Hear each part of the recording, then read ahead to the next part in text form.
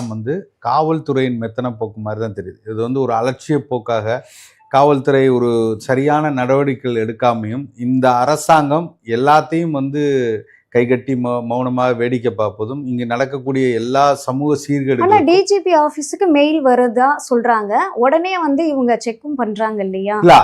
நான் என்ன சொல்றேன்னா, இந்த மாதிரி ஒரு ஒரு தவறானதாவே இருக்கட்டுமே. இப்ப யாரோ ஒருவர் வந்து வேண்டுமென்றே இந்த மாதிரி ஒரு தவறான ஒரு செய்தியை கொடுக்குறாங்கனாலுமே, அரசு ஒரு கெடுபிடியாக இருந்தது அப்படின்னால் இந்த மாதிரி எண்ணங்களே வராது.